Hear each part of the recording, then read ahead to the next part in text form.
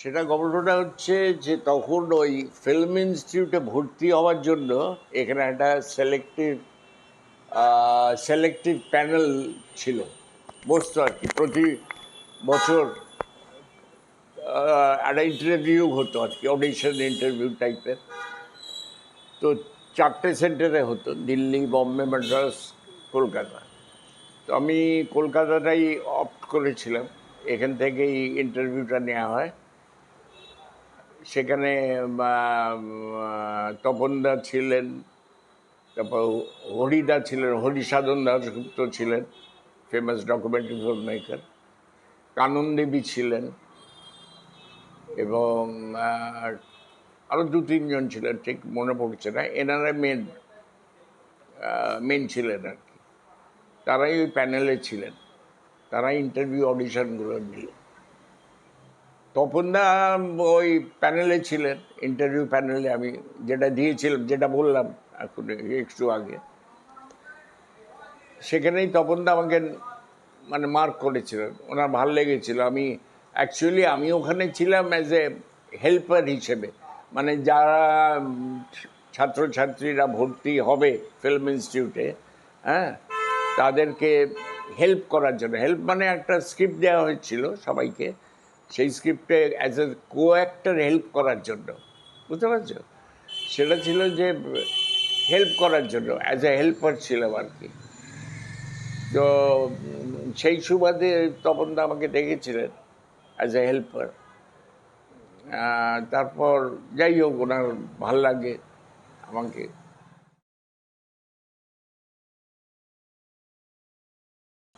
অভিজ্ঞতা আমি আর কি বলবো, মানুষ জানে, তো কিছু বলার নেই। আর একটা বলে রাখি, অভিনেত্রী ছাড়াও উনি আমাদের আত্মীয়া ছিলেন। আমরা ভাগলপুরের লোক। আমার কাকা অনিল চট্টোপাধ্যায়, সবাই হয়তো জানেন না, আমরা সব ভাগলপুরের লোক। আমি অনিল চট্টোপাধ্যায়, তারপরে অভিনেতা ডিরেক্টর দিলীপ মুখোপাধ্যায় যাত্রিকের, উনি ঢুলুদা মানে আমাদের অরবিন্দ মুখার্জি, উনিও ভাগলপুরের লোক। তো সেইভাবে আমরা সব ভাগলপুর থেকে বলতে পারব, উৎসটা ওখান থেকে। অবশ্যই আমি একবারও যাইনি ভাগলপুর। আমার জন্মস্থান বহরমপুর, পশ্চিমবাংলার বহরমপুর, গোরাবাজার, সেখানে আমার জন্ম। কিন্তু ভাগলপুর আমার যাওয়া হয়নি। এটাই হচ্ছে শুরুয়াত আর কি। এক্সপিরিয়েন্স তো একটা সাধারণ দারুণ এক্সপিরিয়েন্স। এই এক্সপিরিয়েন্স আমি কী বলবো, সেটা মনের মধ্যে, তোমরা বুঝতে পারবে না। তোমরা এবং যারা দর্শক আছে ওনারা বুঝতে পারবে না। একটা বিশাল ব্যাপার। এখন কেউ যদি আমাকে বলে যে ছবি বিশ্বাসের সঙ্গে অভিনয় করে কেমন লাগলো, বলার কিছু নেই, আমার কোনো শব্দ মুখে আসবে না। ওটা তো আন্ডারস্ট্যান্ডেবল, কী মাপের লোক ছিলেন এবং ওনার সঙ্গে যে কেউ অভিনয় করলে কেমন লাগতো, ওটা কোনো আনসার আমার কাছে নেই। ওটা তো সেলফ এক্সপ্লেনেটরি। শেখার মধ্যে কিছু নেই, আমি খালি অবজার্ভ করতাম। যা শেখা আমি ফিল্ম ইনস্টিটিউটে শিখে এসেছি পুনেতে, ওখান থেকে ডিপ্লোমা নিয়ে। আর প্লাস আমাদের ফ্যামিলিতে একটা রক্তের আছে, অনিল চ্যাটার্জি আমার কাকা, দিলীপ মুখার্জি যাত্রিকের আমার কাকা, ওরা পিস্তত ভাই। হ্যাঁ, তো আমি তো ফিল্ম পরিবারের মানুষ হয়েছি বলতে পারো। ওরা প্রত্যেকটা মানুষই চেঞ্জ করে মেজাজ as according to the person. তোমার সঙ্গে 3 জন মিশবে, 3 জনের কি এক রঙে রিয়াক্ট করবে তোমার কথাবার্তায়? সেটা নয়। তো ব্যাপার হচ্ছে সেইভাবেই তো, সেইভাবে কোনো রিয়াকশন এসে। আর আমার তো দিদা হলেন উনি, তো সেই সম্পর্কে একটা ছিলই। তো ওখানে ওই কারোর সামনে দাঁড়িয়ে নার্ভাস হওয়া, এটাগুলো তো বাদই দেওয়া যেতে পারে, ওটা কোনো চাপ ছিল না। পার্থ মৃণাল ছিল, স্বরূপদা ছিল, প্রথম ছবি আপনজন।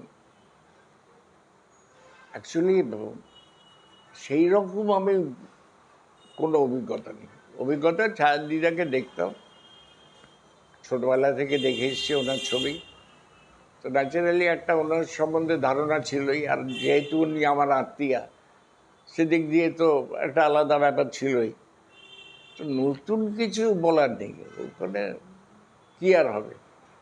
একটা বিশাল আহ, চরিত্রকে যদি আমার সামনে পাই, দেখি, তার সম্বন্ধে আর কি বলতে পারি, ওনার অভিনয়টাই দেখবো।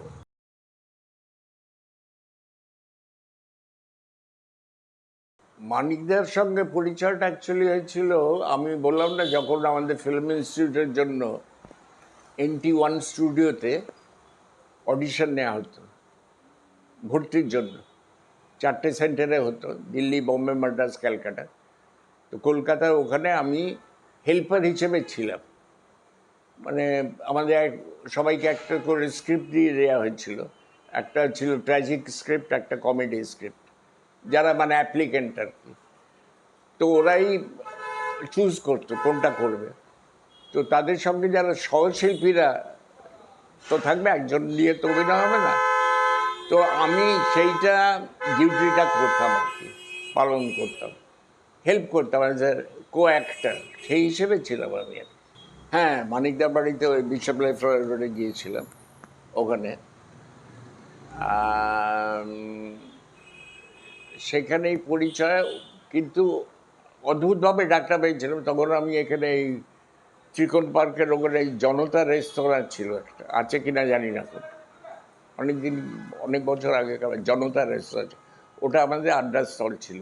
এবং ওখানে ফিল্মের লোকজনের আনাগোনা ছিল, টেকনিশিয়ান বলো বা আর্টিস্ট বলো, ওখানে আমাদের একটা আড্ডার স্থল ছিল ঠিক চিকন পার্কের সামনে। হাটারি রেস্তোরাঁ আছে, তার তলায় ছিল ওটা জনতা রেস্তোরাঁ। ওখানেই আড্ডা মারতে মারতে আমাকে ভানুদা, যিনি প্রোডাকশন কন্ট্রোলার ছিলেন মানিকদা, উনি একদিন এরকম, ওনার ছোটো ভাই এসে বললো, কল্যাণ, তোমাকে মানিকদা ডেকে পাঠিয়েছেন। তখন বিশপ রোডে থাকে। আমি বললাম, হ্যাঁ, ইয়ার কি হচ্ছে, হয় নাকি মানিকদা? বললো, না রিয়েলি, এক্ষুনি যা, দেখা করতে। সেই গেলাম দেখা করতে, ঢুকলাম ওনার ঘরে। সেই চেহারা, চোখের সামনে তো জুলজুল করে জ্বলছে, ভয় কাঁপছি, পাগল, একটা মৃদু কম্পন অনুভব করছি। লোকটা সামনে আছে, চাইল্ডহুড আইডল বলতে পারো। তো সেখানে গিয়ে তো উনি তো বলে, এই ওই দরাজ কণ্ঠস্বর, সে তো কেউ ভুলতে পারবে না। বোঝো বোঝো বোঝো বোঝো, কী হবে, চা কফি কী হবে? আমরা দুটোই চলবে। এই নিয়ে আলাপটা হলো আর একটা তো ব্যাপার ছিল, চ্যালেঞ্জ ছিল যে প্রথম সত্যজিৎ রায়ের ছবি করতে চলেছি, ওটাই একটা বিরাট স্বপ্নের মতন ব্যাপার। উনি আমাকে অনেক দিন আগেই স্ক্রিপ্ট দিয়ে দিয়েছিলেন এবং স্ক্রিপ্ট দিয়ে বলেছিলেন, শোনো, তুমি পুরোটা গড় গড় করে মুখস্থ করবে না। ওনার ওই দরাজ গলায়, আমি নকল করার চেষ্টা করছি, হবে না জীবনে। তো সেটাই বলে যে মুখস্থ করবে না, তুমি 2-3 বার পড়বে, তার বেশি পড়বে না। এইখানে আমি আরেকটা আনতে চাইছি, আমার যে আসল গুরু তপন সিনহা, যার প্রথম ছবি আপনজন। তপনদার আবার অন্য ব্যাপার ছিল। উনি ছবির আগে আমাকে সমিত ভঞ্জ, শরৎ দত্ত, মৃণাল মুখার্জি, পার্থ মুখার্জি, যারা যারা আর্টিস্ট ছিলেন, উনি প্রচুর রিহার্সাল করাতেন বাড়িতে রেখে। ওই নিউ আলিপুরের বাড়িতে যেতাম, মানে আমরা প্রায় 1.5-2 মাস রিহার্সাল দিয়েছি ওনার বাড়িতে। হ্যাঁ, তা হবে। তো দুজনে অ্যাপ্রোচটা, টু গ্রেট পার্সোনালিটিস, অ্যাপ্রোচটা একটু ডিফারেন্ট ছিল। কিন্তু আমি হচ্ছি পার্সোনালি, ব্যক্তিগতভাবে আমি হচ্ছি একজন ডিরেক্টরস অ্যাক্টর। আমি ওই মুখস্থ বিদ্যাটা আমার খুব কম আসে, সে ছাত্র জীবন থেকে কোনোভাবে পাস টাস করেছি, যাই হোক। তো সেক্ষেত্রে মানিকদার উল্টোটা ছিল, যেটা বললাম একটু আগে। মানিকদার ছিল বেশি পড়বে না, 1-2 বার বেশি পড়বে না। আর তপনটা কিন্তু রিহার্সাল করার পুরো কাজ নিয়ে, সিন বাই সিন, এই দুটো ডিফারেন্ট ছিল আর কি দুজনে। আমারটা ছিল, আমি আবার ইংরেজি শব্দটা আমি ভুলে যাচ্ছি আপাতত, যে আমি ছিলাম বলবো ডিরেক্টর্স একটা ইন দ্য সেন্স মুখস্থ বিদ্যা আমার খুব আমি অন দ্য স্পট এই ইংরেজি শব্দটা আমার আসছে না, বাজে লাগছে। যাই হোক, এটা করা, অভিনয়টা করা, তার আগে পড়ে নিলাম যে যে লাইন্সগুলো বলার, মুখস্থ তো করতেই হবে, মুখস্থ করে তারপর আমি যতটা পারি আমার নিজের মতন আমার যেটা যেটা ক্ষমতা আছে, সীমিত ক্ষমতা দেওয়ার, যে ওই চরিত্রটাকে নিয়ে কীভাবে ভাবা যায় সেটা আমি ভাবতাম। সেটা একটা একটা ঘটনা বলি। একটা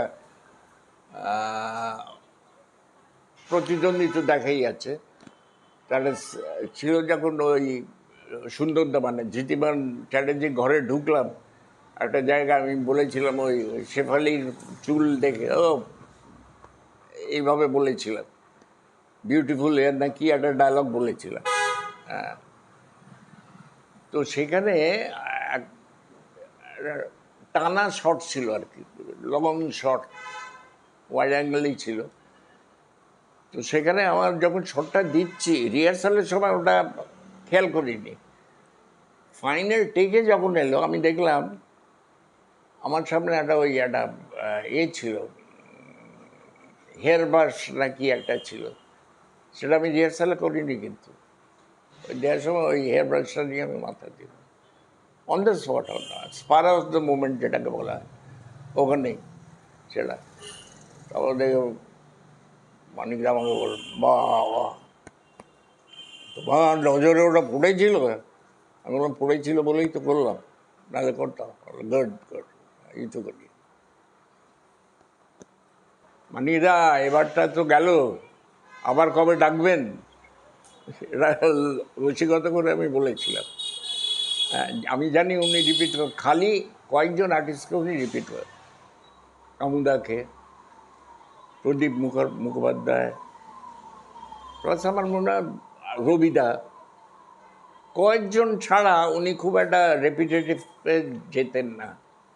তো সেটাকেই আমি এই করে বললাম, মানে এরপরে বাদ চলে যাবো না তো, আমি জানি একটা ছবি তো আপনি নেবেন না, হাসে হা হা হা ওনার দরাজ হাসি, ওই হেসে ফেলেছিলেন আর কি। প্রথমে একটা খুব ভালো প্রশ্ন, প্রথমেই বলি সুন্দরদার সঙ্গে আমার একটা রিলেশন আছে, ফ্যামিলি রিলেশন, আমার দাদা হয় সুন্দরদা ডাকনাম, জীবন চ্যাটার্জির সঙ্গে আমাদের একটা রিলেটিভ। সুন্দরদার সঙ্গে তার আগে অনেকবার দেখা সেটা পরিচিত ছিলই ওখানে, এবং খুব একটা গাঢ় বন্ধুত্ব এটা বলবো না, but we are a very good relationship, সেটা বলা যেতে পারে। And I knew he is a wonderful actor, definitely সবাই জানে, আমি বললে হবে। নেইমার বলতে প্রথম কথা বলতে কি, I was very comfortable with, and actually বলতে গেলে he is a directors actor, যেটা আমরা বলে থাকি, টেকনিক্যাল কথা, যারা ফিল্মে নেই বুঝতে পারবে না, মানে ডিরেক্টার্স অ্যাক্টর যেটা আমরা বলি।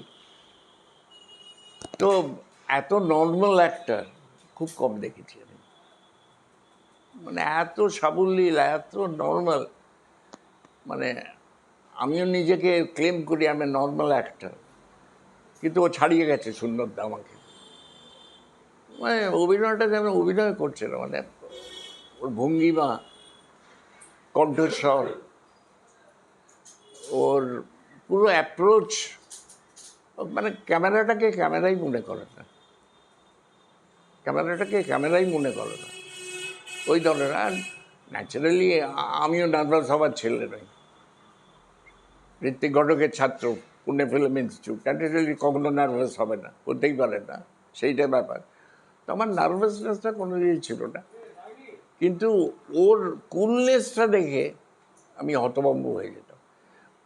ওটা তো তোমরা দেখেইছো সিনেমাতে, ইট সো ন্যাচারাল, কথাবার্তা, ভঙ্গিমা, কথা বলার, হ্যাঁ, এবং ওটাকে কি বলে ইংরেজিতে ভুলে যাচ্ছি এখন, ওনার স্টাইল অফ স্পিকিং, তো কিছু বলার নেই আমার, ইট ওয়াজ সো নর্মাল।